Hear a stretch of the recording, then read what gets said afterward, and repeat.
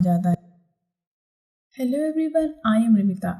दोस्तों, आज जिस मूवी की हम बात करेंगे वो है इंडोनेशियन हॉरर मूवी जरिसिन मलाम। इस मूवी की कहानी रियल इवेंट पे बेस्ड है। तो चलिए निकल पड़ते हैं आज के इस हॉरर कोस्टर राइड पे।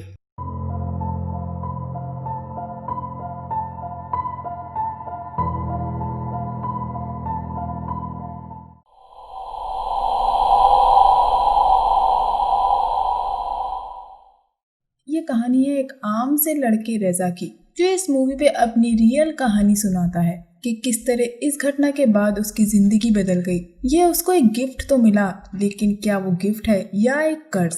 रजा की एक गर्लफ्रेंड है जिसका नाम है बुलन। हम देखते हैं कि रजा और बुलन एक रेस्टोरेंट में जाते हैं जहाँ लंबी लाइन लगी होती है। रजा उस लाइन में खड़े होकर वेट करना नहीं चाहता। तब बुलन बताती है कि उसकी एक दोस्त ने बताया है कि वो जगह किसी तरह का मैजिक इस्तेमाल करते हैं। उस जगह का खाना टेस्टी तो नहीं होता है, लेकिन जब आप उसको खाएंगे तो वो टेस्टी बन जाता है।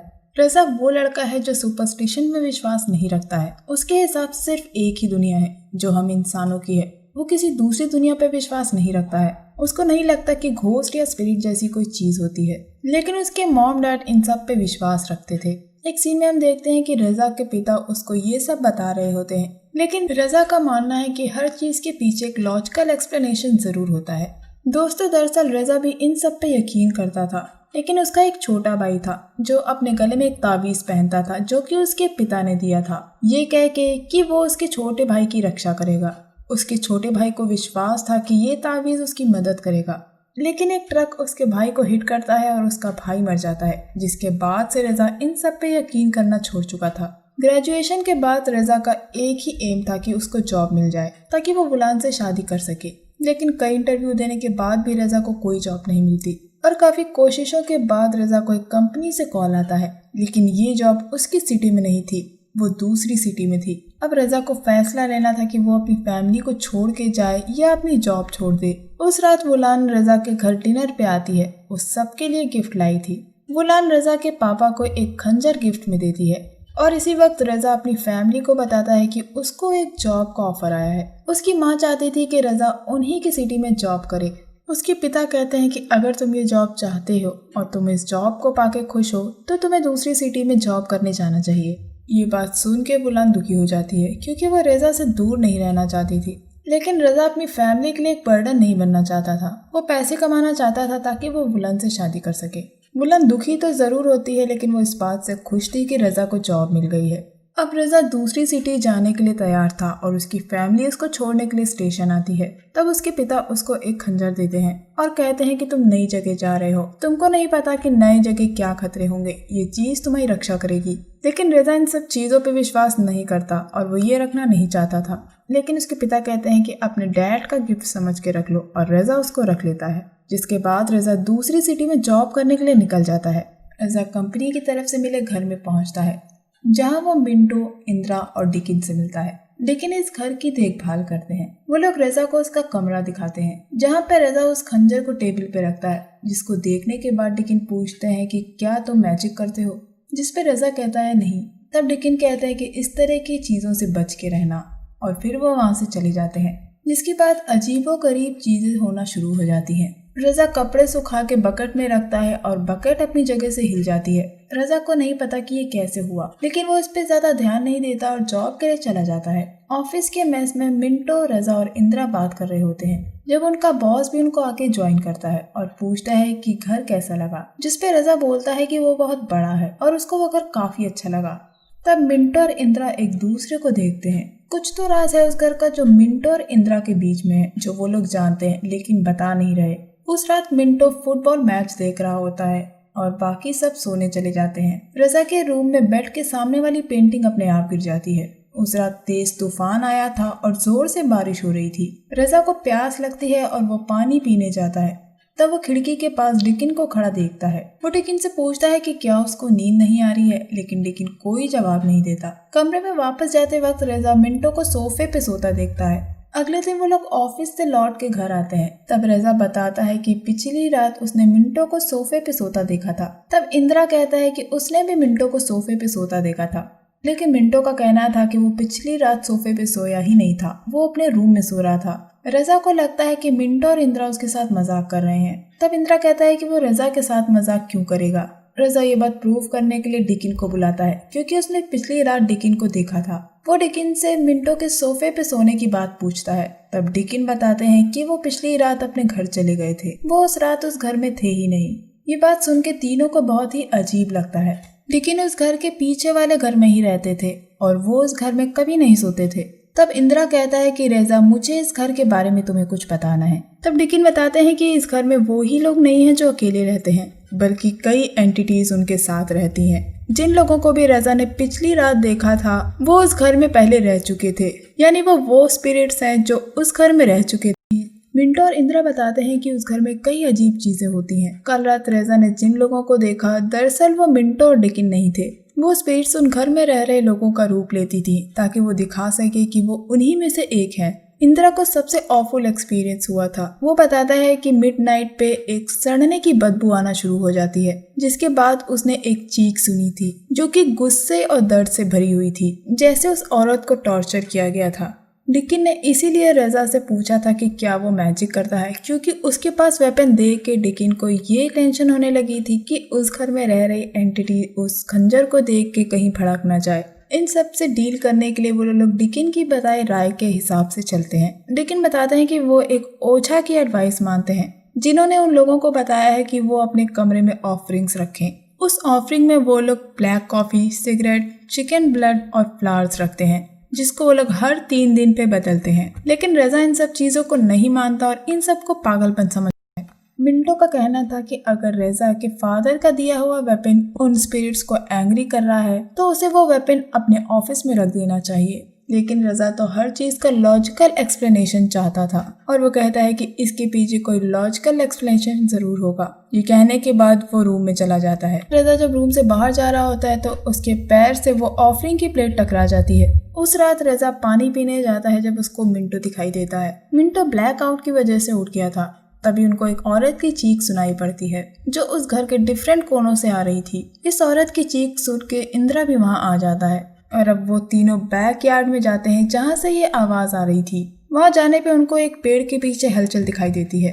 रेजा उस पेड़ को हटा के देखता है, तब कई सारे पक्षी उस पेड़ से निकल के उड़ जाते हैं। रेजा का मानना है कि जो आवाज उन्होंने सुनी थी वो पक्षियों की थी। तभी उनको एक और आवाज सुनाई देती है। जब वो लोग अंदर जाके देखते हैं तो घर पे एक आदमी की लटकी तस्वीर नीचे गिर जाती है और वही आदमी मिंटो को घर में दिखाई देता है जिसका सर कटा हुआ था। लेकिन जब रेजा और इंदिरा आके देखते हैं तो वहाँ कुछ नहीं होता। उस रात वापस पेंटिंग गिरने की आवाज होती है और रेजा की आंख खुल जाती है जब उसको उस औरत की चीख वापस सुनाई देती है। रेजा जब पानी पीने जाता है तो वो देखता है कि उस आदमी की लटक रही पेंटिंग के गले से खून निकलने लगता है, मानो उसका गला किसी ने काट दिया हो। जिसको देखने के बाद रेजा को शॉक लगता है और उसको सांस आना बंद हो जाती है और वो बेहोश होकर गिर जाता है। इंदिरा और मिंटो उसको देख के उसको संभालते हैं और उसको उसके रूम में ले जाते हैं।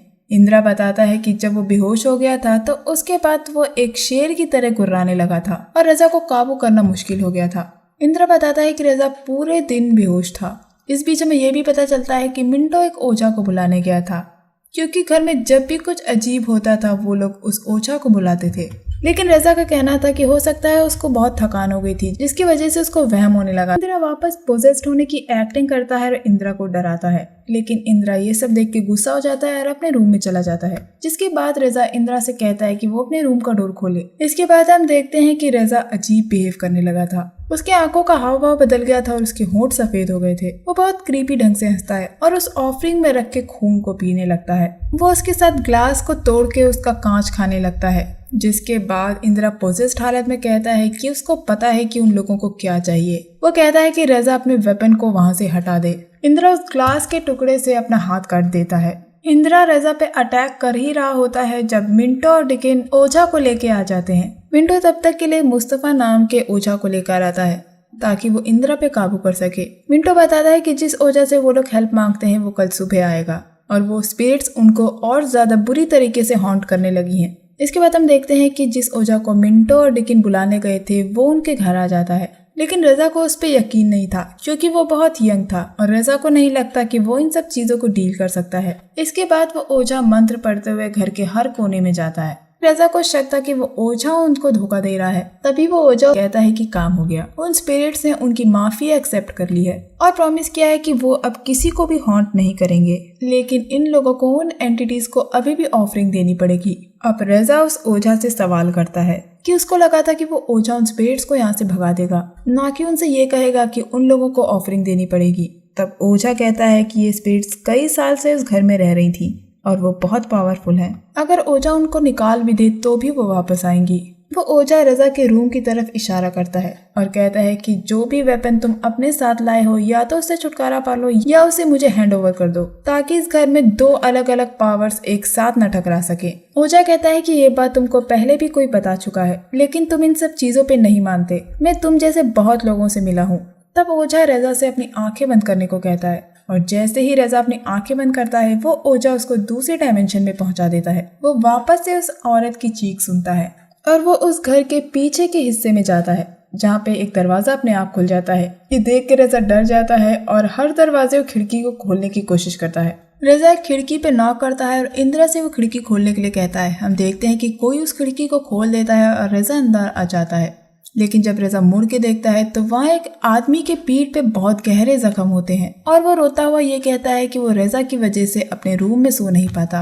रजा ये देख के डर जाता है और बाहर भागता है। जब उसको हॉल में वापस वही आदमी खड़ा दिखता है जो रो रहा था। उसकी आंखें गहरी काली थी और जख्म बहुत ही गहरे, जो कहता है कि रजा अपने वेपन से छुटकारा पाले। और वो आदमी जोर से चिल्लाता है और खिड़की के सारे शीशे टूट जाते हैं, जिसके बाद वहाँ शेल्फ पे रखे स्टैचू रजा का गला दबाने लगते हैं और उस पे वार करना शुरू कर देते हैं। तब रजा जोर से चिल्लाता है और वापस वो इस डायमेंशन में आ जाता है। रजा ये सब देखने के बाद बहुत घबरा गया था। रजा की हालत देखने के बाद ओझा एक ग्लास में मंत्र पढ़ता है और उसमें फूंकता है और कहता है कि ये पानी रजा को पिला देना। लेकिन रजा वो पानी पीने के लिए मना कर देता है।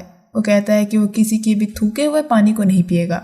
तब मिंटो बताता है कि रजा को देख के ये लगा था कि उसकी सोल ने उसकी बॉडी को छोड़ दिया था। तब रजा उन लोगों से अपने एक्सपीरियंस के बारे में पूछता है कि क्या तुम लोगों ने वो नहीं देखा है जो मैंने देखा है। तब वो लोग बताते हैं कि उन लोगों ने रजा को कहीं भी जाते हुए नहीं देखा, लेकिन रजा को अब भी इन सब चीजों पे यकीन नहीं था। उस रात मिंटो और इंदिरा बहुत डरे हुए थे, इसलिए वो तीनों एक साथ सोने का फैसला करते हैं। हमें पता चलता है कि अगली शाम 7 बजे वुलन आने वाली थी रजा से मिलने के लिए। वुलन उस घर में आती है और वो यहाँ के बहुत खुश थी क्योंकि वो कई दिन बाद रजा से मिलने वाली थी। वो घर का दरवाजा खटखटाती है लेकिन कोई नहीं होता और घर का दरवाजा खुला हुआ था। ये देख के वो अंदर चली जाती है। वो टेबल पे रखे रजा के खंजर को देखती है। तभी पीछे से रजा आ जाता है और वुलन उसके गले लग जाती है। रजा वुलन को खाना खाने के लिए ले जाता है। वुलन रजा से मिलके बहुत खुश थी। टेबल पे एक गिफ्ट रखा होता है और वुलन पूछती है कि तुम हमारे लिए क्या लाए हो। और वुलन जब वो गिफ्ट देखती है तो उसको शौक लगता है। दरअसल वो कोई गिफ्ट नहीं, वही ऑफरिंग की प्लेट थी। रजा वुलन को देख के अजीब ढंग से हंसने लगता है, जिसके बाद रजा अपने चेहरे का मांस उखाड़ लेता है। ये देख के वुलन जोर से चिल्लाती है और उस घर से भागती है। तभी दरवाजे पे उसको रियल रजा मिलता है और वो पूछता है कि वो इतनी घबराई हुई क्यों है, आखिर उसने क्या देख लिया था। ये पहली बार था जब रजा ने वुलन को रोते हुए देखा था। रजा को बहुत बुरा लग रहा था कि जिस लड़की से वो प्यार करता है, उसको अपनी जिंदगी समझता है, वो उसको प्रोटेक्ट नहीं कर पाया। जो भी चीज उस घर में थी उसने वुलन के हाथ में निशान छोड़ दिया था, जबकि रजा ने उसको आज तक कोई चोट नहीं पहुंचाई थी। ये पहली बार था जब वुलन रजा से इतनी डर गई थी कि वो उसको देखना तक नहीं चाहती थी। उस रात उन लोगों ने डिसाइड किया कि वुलन को वापस घर भेज देना ही बेस्ट है। लेकिन रजा जानना चाहता था कि आखिर वुलन ने क्या देख लिया था जिसकी वजह से वो इतना डर गई थी कि वो रजा को देखना तक नहीं चाहती थी। और अब रजा ने ठान लिया था कि वो ये पता लगा के रहेगा कि इस घर की कहानी क्या है। वुलन के जाने के बाद वो तीनों लोग बात करते हैं। जब मिंटो बताता है कि उस एंटिटी ने रजा का रूप लिया क्योंकि वहाँ की एंटिटी शेप शिफ्ट कर सकती थी, जिसको देख के वुलन डर गई। लेकिन रजा का एनकाउंटर आज तक ऐसी किसी भी एंटिटी से नहीं हुआ था जो कि इतनी डरावनी हो। ऐसी दिखने वाली एंटिटी से सिर्फ इंदिरा और मिंटो का ही सामना हुआ था। लेकिन रजा अब उस घर का राज जानना चाहता था। वो डिकिन से पूछता है कि उस गाँव का सबसे पावरफुल ओझा कौन है, जिस पे डिकिन बताते हैं कि उस गांव के ज्यादातर लोग उसी ओझा के पास जाते हैं जो उनके घर में आया था। लेकिन रजा को उस पे यकीन नहीं था। उसको कोई ऐसा चाहिए था जो इन चीजों में ज्यादा नॉलेज रखता हो और उसका एक्सपीरियंस उससे कहीं ज्यादा हो। डिकिन बताते हैं कि मिस्टर वोडो और मिस्टर वार्सनो, लेकिन मिस्टर वाटसन ने ये सब करना छोड़ दिया है। लेकिन अगर रजा मिस्टर वोडो से मिलना चाहता है तो वो उस ओझा से बात करेगा जो उनके घर में आया था। अब वो लोग मिस्टर वोडो से मिलने जाते हैं, लेकिन एक टूटा पेड़ उनका रास्ता रोक लेता है और वो आगे पैदल जाने का फैसला करते हैं। वो लोग बहुत वक्त से चल रहे थे लेकिन उस गुफा तक नहीं पहुंच पाते। तब मिस्टर वोडो का एक आदमी आता है और उनको उस गुफा तक ले जाता है। वो लोग उस गुफा में पहुंचते हैं, लेकिन मिस्टर वोडो से सिर्फ एक ही आदमी मिल सकता है और मिस्टर वोडो से मिलने के लिए रजा जाता है। मिस्टर वोडो से मिलने के बाद रजा पूछता है कि उस घर में क्या हुआ था। मिस्टर वोडो कहते हैं कि अगर तुम जानना चाहते हो तो इसका एक बेहतर तरीका है, और इसको जानने के लिए रजा को अपना खंजर यानी जो उसके पिता ने उसको दिया था वो उसे मिस्टर वोडो को देना होगा। रजा पूछता है कि उन्हें उसके खंजर के बारे में कैसे पता। तब मिस्टर वोडो कहते हैं कि वो पहले मिल चुके हैं। दोस्तों, दरअसल वो ओझा वही यंग ओझा था जो उनके घर आया था। रजा को लगता है कि मिस्टर वोडो हिप्नोसिस करते हैं। वोडो रजा से वो वेपन यानी वो खंजर मांगते हैं और रजा उन्हें वो खंजर दे देता है, जिसके बाद मिस्टर वोडो रजा को एक कफन पहनने को देते हैं और वो रजा को एक ऐसी जगह ले जाते हैं जहाँ से झरने का पानी बहता है। वोडो कुछ फूल को अपने हाथ में लेके कुछ पढ़ते हैं और उसको झरने के पानी में डाल देते हैं और कहते हैं कि ये एक्सपीरियंस लाइफ में एक ही बार होता है। वोडो रजा से उस झरने के पानी से नहाने के लिए कहता है और ये कह के वहाँ से चला जाता है, जिसके बाद रजा उस पानी से नहाता है और उसको उस झरने के पानी में 3 चीजें दिखती हैं, जिसके बाद रजा घबरा जाता है और उसको फ्लैशबैक में कुछ सीन्स दिखते हैं। जिसके बाद वोडो वहाँ आता है और रजा को 3 फ्लावर पेटल्स खाने को देता है और कहता है कि इसको चबा के खाओ और इसको निगल लेना, और रजा उन फ्लावर पेटल्स को खा लेता है। जिसके बाद रजा का गला चोक होने लगता है। वो कुछ बोलना चाहता है लेकिन बोल नहीं पाता। वोडो 3 पत्तियां लेके रजा के चेहरे पे इसे घुमाता है। तब रजा बताता है कि उसने कुछ फ्लैशबैक देखे हैं जिसमें उसने कुछ लोगों को देखा है और पानी की सतह पे उसको कुछ चीजें दिखी थी, लेकिन रजा साफ साफ नहीं देख पाया कि वो चीजें क्या थी। तब वोडो बताता है कि इस झरने का जो मालिक है वो रजा से यही चाहता है। यही प्राइस है उस डील का जो रजा ने उनके साथ की है, 3 सेक्रीफाइसेस यानी 3 सोल्स। रजा कहता है कि दूसरी दुनिया की ताकतें किसी भी इंसान की जान नहीं ले सकती और उसने सेक्रीफाइस करने जैसी कोई डील पे हामी नहीं भरी थी। रजा कहता है कि वो इस डील को नहीं करना चाहता और वो एक नॉर्मल लाइफ जीना चाहता है, लेकिन वोडो कहता है कि अब देर हो चुकी है। रजा कहता है कि वो सिर्फ इतना जानना चाहता है कि उस घर में क्या हुआ था। वोडो कहता है कि वो सिर्फ एक मैसेंजर है। वोडो का उस डेविल से हुई डील्स की डिटेल्स के बारे में कोई लेना देना नहीं है। वोडो का काम यहाँ पूरा हो जाता है। रजा दूसरी दुनिया की एंटिटीज को देखना चाहता था और वोडो ने ये काम कर दिया था, जिसके बाद वो यहाँ से चला जाता है। तब मिंटो, डेकिन और इंदिरा आते हैं और रजा को वहाँ से ले जाते हैं। वो लोग वापस जा रहे होते हैं जब रजा अपना बैग भूल जाता है जिसमें वुलान का दिया हुआ गिफ्ट रखा था। रजा उस बैग को लेने वापस जाता है और इंदिरा उसके पीछे जाता है। वो लोग कई देर से उस जंगल में भाग रहे होते हैं, लेकिन उनको वो गुफा नहीं मिलती। वो रास्ता कभी न खत्म होने वाला रास्ता दिख रहा था। तब इंदिरा अपनी घड़ी की तरफ देखता है और हमें पता लगता है कि सुबह के 7:20 हो चुके थे, लेकिन आसमान में अभी भी अंधेरा था। इंदिरा रजा से कहता है कि कुछ तो गड़बड़ है और वो उससे वापस जाने के लिए कहता है। तब रजा को अपना बैग मिल जाता है, लेकिन अब इंदिरा गायब था। रजा इंदिरा को ढूंढता है और उसको एक पेड़ पे एक आदमी मिलता है जो कि बहुत ही क्रीपी था और मांस खा रहा था, और हमें वहाँ दूसरी दुनिया के अजीब से क्रीचर्स दिखते हैं जो रजा का पीछा करने लगते हैं और एक जगह जाके वो रजा को घेर लेते हैं और उसके सम्मान में झुक जाते हैं। अब रजा की आंख मिस्टर वॉर्सोनो की आंख खुलती है। तभी बाहर से नमाज की आवाज आती है और रजा के कान में दर्द शुरू हो जाता है। वो मिंटो से कहता है कि वो उस पर पानी डाले। इसके बाद हम इंदिरा को देखते हैं जिसकी हालत बहुत बुरी थी। इंदिरा और रजा 2 दिन से गायब थे। तब मिस्टर डिकिन ने मिस्टर वॉर्सोनो से मदद मांगी। रजा और इंदिरा वोडो के गुफा के बाहर मिले थे। रजा मिस्टर वॉर्सोनो से पूछता है कि क्या हुआ था। तब वॉर्सोनो कहते हैं कि तुम्हें पता है, जो चीज हम देख नहीं सकते इसका मतलब ये नहीं कि हम उसकी डिसरिस्पेक्ट करें। तब मिस्टर वॉर्सोनो बताते हैं कि उस गांव में कई भयानक चीजें हुई थी। उस वक्त मिस्टर वॉर्सोनो बच्चे थे। वो बताते हैं कि वो घर कभी रईसों का घर हुआ करता था, जो कि एक जनरेशन से दूसरी जनरेशन को पास हुआ, तब तक जब तक उसे उस कंपनी ने नहीं खरीद लिया जिसमें रजा काम करता है। गांव के लोग उस परिवार के छोटे बच्चों की मौत के बारे में सुनते रहते थे और उन बच्चों की लाशों को वो फैमिली बहुत प्राइवेट तरीके से दफना दिया करती थी। तब लोगों को ये लगने लगा कि वो फैमिली डेविल के साथ डील करने लगी है और लोगों का गुस्सा भड़क गया। गांव वालों ने फैमिली के हर मेंबर को मार डाला, लेकिन उस घर के मालिक की पत्नी के साथ उन्होंने सबसे ज्यादा बुरी तरह से व्यवहार किया, क्योंकि वही थी जो इन सब का विरोध कर रही थी। गांव के लोगों ने उस औरत का सर काट दिया और घर के पीछे वाले कुएं में डाल दिया। इस घटना के बाद उनका एक रिलेटिव उस घर में रहने आया, लेकिन उसने वो घर बीच में ही छोड़ दिया क्योंकि उस घर की स्पिरिट्स उसको लगातार हॉन्ट कर रही थी। इसके बाद जिस आदमी ने उस घर को खरीदा वो भी ज्यादा दिन नहीं टिका और उसने ये घर रेजा की कंपनी को बेच दिया। तब मिस्टर वॉर्सोनो कहते हैं कि हर डील एक सेक्रीफाइस मांगती है, जैसे कि तुम्हारी डील है। वो लोग इंदिरा के लिए प्रे करते हैं। तब रेजा दूसरी दुनिया में पहुंच जाता है और देखता है कि इंदिरा बहुत डरा हुआ है और कह रहा है कि वो मरना नहीं चाहता।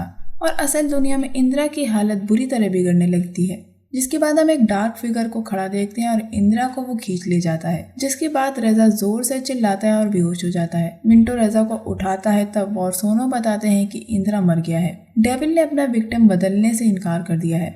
इस घटना के बाद वो लोग टूट गए थे। वो लोग उस घर में वापस जाते हैं और इस पे बात करते हैं, जहाँ मिंटो पूछता है कि रेजा ने उस झरने के पानी में मिंटो की छवि देखी थी, है ना? लेकिन रेजा का कहना है कि उसने कुछ भी क्लियरली नहीं देखा था। ऐसे तो कई लोग हैं जो स्मोक करते हैं, जैसे कि इंदिरा किया करता था, और ऐसे कई लोग होंगे जो सारगॉन्स पहनते हैं, जैसे कि मिंटो पहनता है। रेजा अभी भी इन सब का लॉजिकल एक्सप्लेनेशन ढूंढने को कहता है, जिसको सुन के मिंटो अपना आपा खो देता है और रेजा पे गुस्सा करता है कि वो अभी भी उनकी पावर्स को अंडर एस्टिमेट कर रहा है। जिसके बाद मिंटो बाहर चला जाता है। इसके बाद हम देखते हैं कि घर में रेजा को एक बच्चा दिखाई देता है, जो वहाँ थाली में रखी उनकी ऑफरिंग्स खा रहा था, और वो बच्चा भागते हुए घर के पीछे के हिस्से में जाता है और रेजा उसका पीछा करता है। तब रेजा वहाँ कुएं में से एक औरत को निकलता देखता है, जिसके चेहरे पे बहुत ही गहरे घाव थे, और एकदम से उस औरत का गला कट के उसके हाथ में आ जाता है। ये देख के रेजा डर के मारे वहाँ से भाग जाता है। वो भाग के मिंटो के रूम में जाता है और उससे मदद मांगता है और बताता है कि उसने क्या देखा। और जब मिंटो मुड़ता है तो वो देखता है कि मिंटो के सिर में एक कांच घुसा हुआ था और उसकी आंखें एकदम काली हो गई थी। तभी वहाँ कमरे में उस घर में लगी तस्वीर वाला आदमी आता है, जिसके बाद वो और मिंटो उस थाली में रखे ऑफरिंग्स खाने लगते हैं। तब मिंटो कहता है कि वो नहीं चाहता कि उसकी फैमिली उसको इस हालत में देखे, इसलिए वो अब इसी घर में रहेगा और रेजा अब उन लोगों को देख सकता है। तो रेजा भी उनके साथ क्यों नहीं रह जाता। इसके बाद रेजा एकदम डिस्टर्ब हो जाता है, मिस्टर डिकिन को ढूंढता है और उनको सारी बात बताता है कि उस कमरे में उसने क्या देखा। लेकिन मिस्टर डिकिन को वहाँ कुछ भी नजर नहीं आता और वो बताते हैं कि मिंटो तो अभी तक घर ही नहीं आया है, लेकिन रेजा को उस कमरे में स्पिरिट्स दिख रही थी। ये देखने के बाद रेजा घर से बाहर आ जाता है और रोने लगता है। उसको पास्ट में घटी घटना याद आती है जो उसने अपने दोस्तों के साथ बिताई थी। वो सारे ही प्यारे मोमेंट्स, हंसी के, मजाक के, उन दोस्तों को जिनको अब रेजा ने खो दिया था। और उनको खोने के बाद रेजा एकदम टूट सा जाता है। अगले दिन रेजा उस घर को छोड़ने का फैसला करता है और जाने से पहले मिस्टर डिकिन को बताता है कि वो अब इस घर में लौट के वापस नहीं आएगा। तब मिस्टर डिकिन पूछते हैं कि क्या रेजा ने उनको एज अ सेक्रीफाइस उस झरने में देखा था। तब रेजा कहता है नहीं। तो मिस्टर डिकिन बताते हैं कि तुम भले ही उनको रोक नहीं सकते, लेकिन तुम उनके साथ उनके अंत तक रह सकते हो। और ये सुनने के बाद रेजा उस घर से चला जाता है। रेजा स्टेशन पे अपने घर कॉल करता है और कहता है कि उसकी माँ किसी ओझा को ढूंढे जो उसके पिता की मदद कर सकते हैं। उसकी माँ बताती है कि उसके पिता सीढ़ियों से गिर गए थे, जिसकी वजह से उनको आईसीयू में एडमिट करना पड़ा और उसके पिता की हालत क्रिटिकल है। अपने पिता की खबर सुनने के बाद रेजा अपने होम टाउन पहुँचता है और सीधे हॉस्पिटल जाता है। और वो अभी भी अपने आप से पूछ रहा था कि क्या ये वाकई में हो रहा है। लेकिन जब तक रेजा हॉस्पिटल पहुंचता है उसके डैड की मौत हो गई थी। रेजा के पिता के मौत के बाद वुलन रेजा के घर आती थी ताकि वो उसको और उसकी माँ को सपोर्ट कर सके। एक रात वुलन रेजा को गुड बाय कह के जाती है और कहती है कि वो वापस आएगी, जिसके बाद रेजा अपनी माँ से बात करता है। तब उसकी माँ बताती है कि उसके पापा लंबे वक्त से बीमार थे और डॉक्टरों ने कहा था कि वो कभी भी मर सकते हैं। रेजा की माँ उसको ये बात बताना चाहती थी, लेकिन उसके पिता ने ऐसा करने से उन्हें रोक दिया था, क्योंकि वो अपने बेटे को टेंशन नहीं देना चाहते थे। वो चाहते थे कि उनके मरने से पहले उनका बेटा इंडिपेंडेंट हो जाए और अपने पैरों पे खड़ा हो जाए। इसीलिए उन्होंने रेजा को दूसरी सिटी में जॉब करने के लिए इजाज़त दे दी थी। डॉक्टरों ने बताया था कि रेजा के पिता ज़्यादा से ज़्यादा 6 महीने तक जी सकते हैं, लेकिन वो उससे पहले ही मर चुके थे। तब रेजा को याद आता है कि झरने के पानी में उसने खंजर की तस्वीर देखी थी और उसकी नज़र सामने दीवार पे टंगे उस खंजर पे जाती है जो वुलन ने उसके पापा को दिया था। और अब तीसरा सेक्रीफाइस यानी अब जिसकी जान जानी थी वो थी वुलन। ये जानने के बाद रेजा भाग के वुलन के पीछे जाता है ताकि उसकी जान बचा सके, लेकिन आगे रोड पे एक्सीडेंट हो गया था और एक्सीडेंट में वुलन की मौत हो गई थी। वुलन की लाश को देखने के बाद रजा एकदम बिखर जाता है क्योंकि उसने हर अपने को खो दिया था। अब वो और उसकी माँ ही बचे थे और अपनों को खोने का ये दर्द उसको जिंदगी भर झेलना था। अब कहानी 3 महीने आगे आती है जहाँ रजा को एक अच्छी कंपनी में जॉब मिल गई है और उसके बॉस ने उसको प्रमोट कर दिया है, जिसके बाद रजा लाइफ की हर लग्जरी को अफोर्ड कर सकता है। लेकिन जो डील उसने डेविल के साथ कर ली थी उसका असर रजा के साथ सारी जिंदगी रहेगा। रजा अब भी दूसरी दुनिया की स्पिरिट्स और घोस्ट को देख सकता है। नवाज की आवाज से रजा के कान अब भी दर्द होते हैं, ये उसी डील का असर है। यहाँ में नरेशन में वापस रजा की आवाज सुनाई देती है जो कहता है कि पास्ट में उसने जो पाप किए हैं उसका दुख उसे जिंदगी भर रहेगा। और हम देखते हैं कि रजा उसी रेस्टोरेंट में जाता है जहाँ रजा और वुलन जाया करते थे, जिसके बारे में ये रूमर था कि वहाँ की जगह कुछ मैजिक इस्तेमाल करती है जिससे उनका खाना टेस्टी बनता है। और हम देखते हैं कि रजा उस रेस्टोरेंट में स्पिरिट को देख सकता है और उस रेस्टोरेंट में खड़ी स्पिरिट अपना मुंह खोलती है और अपने जबान से सलाइवा उनके खाने में गिरा देती है और उसकी थूक से भरा खाना सारे लोगों को सर्व हो रहा था। ये देखने के बाद रजा अपने घर जाता है जहाँ पे वुलन की स्पिरिट उसका इंतजार कर रही होती है और वुलन की स्पिरिट रजा से कहती है कि उसने उसको बहुत मिस किया और रजा कहता है कि मैंने भी तुम्हें बहुत मिस किया। वुलन ने मरने से पहले कहा था कि वो लौट के आएगी और उसकी स्पिरिट लौट के रजा के पास आती है। रजा उस रात बहुत खुश था क्योंकि वो वुलन की स्पिरिट के साथ था। रजा अपनी इस पावर को गिफ्ट समझता है क्योंकि अब वो दूसरी दुनिया के स्पिरिट्स और घोस्ट को देख सकता है। अब उसको पता चल गया है कि इस दुनिया में हम अकेले नहीं रहते, यहाँ वो चीज़ भी हमारे साथ रहती हैं जो हमें दिखाई या महसूस नहीं होती। और यहाँ पे मूवी एंड हो जाती है। तो दोस्तों अब मैं आपको इस मूवी से जुड़े कुछ कंफ्यूजिंग सवालों के जवाब दे देती हूँ।